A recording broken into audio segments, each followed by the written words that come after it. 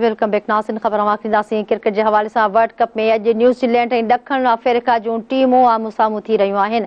New Zealand पारां toss खटे दक्षिण अफ्रीका खिलाफ पहिरियां फील्डिंग जो फ़ैसिलो कयो वियो आहे। अॼु क्रिकेट वर्ल्ड कप 2023 जी 32 मैच खेॾी पई वञे, जेका मंझंदि 1:30 वॻे शुरू थींदी।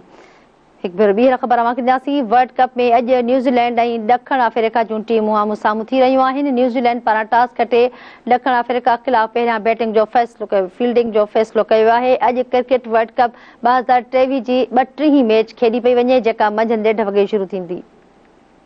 वर्ल्ड कप में अॼु न्यूज़ीलैंड और दक्षिण अफ्रीका जूं टीमूं आमू साम्हूं थी रहियूं आहिनि। न्यूज़ीलैंड पहिरियां टॉस खटे अफ्रीका खिलाफ फील्डिंग जो फ़ैसिलो कयो आहे।